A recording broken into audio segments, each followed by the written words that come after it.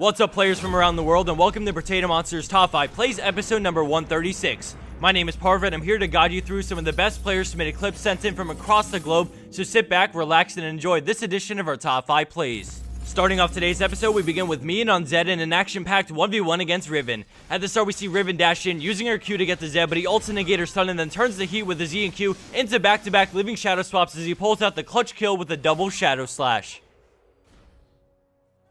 Coming in at our number 4, plays Igneal with 5-7s with a manly play on Graves. We start things out with Graves poking down the enemy AD carry when he shifts away, and then the enemy team swaps the momentum, causing them to retreat as Wukong starts his ult and the Soda flashes the crescendo. Fiora dives in on the enemy carries in the back, and Charnel heads back in too, but they both get blown up right after from Tibbers, but a beautiful buckshot into ultimate disintegrates Sona and Zed. He then dashes the Mystic Shot and gets Wukong solo, but he can't finish, so he swaps to Ezreal, forcing his retreat as Annie comes in and bursts him, but a pro Leona ult stuns Annie, and then he finishes off all three with a buckshot and auto attack for the pentakill and ace.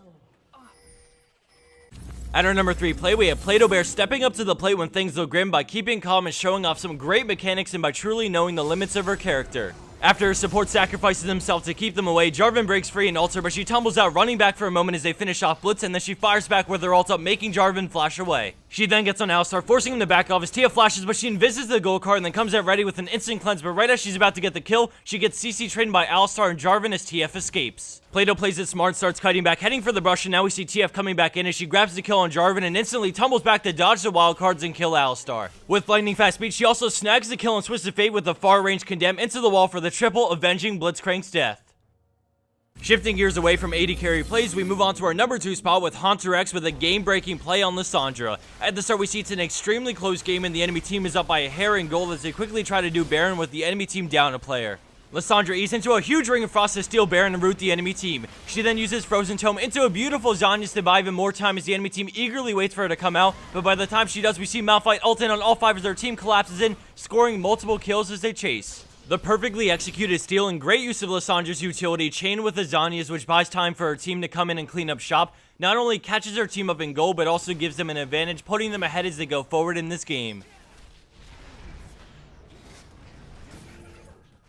And for our number 1 pro play for this week, we have low kicks on AP Janna. Right off the bat, we see Kha'Zix chasing her, but with Archangels and her E, she compiles a huge shield to escape as she heads into the brush to recall. As she's about to get out, we see Kha'Zix lurking back around as he just hits his W, which stops her recall, and then he jumps in, so she pieces out, landing her Q to create distance.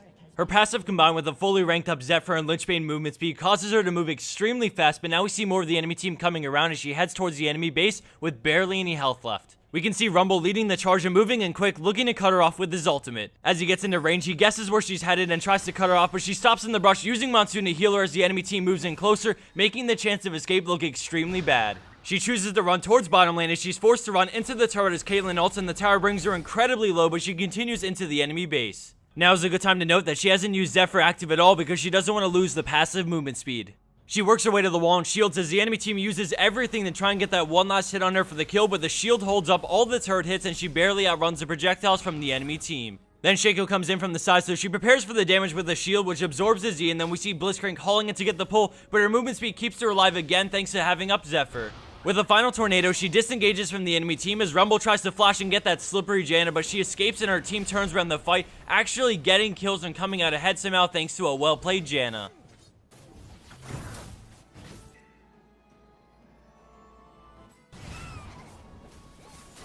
And for the bonus clip of the week, we have pentakill on Blitzcrank with an epic rocket grab support play.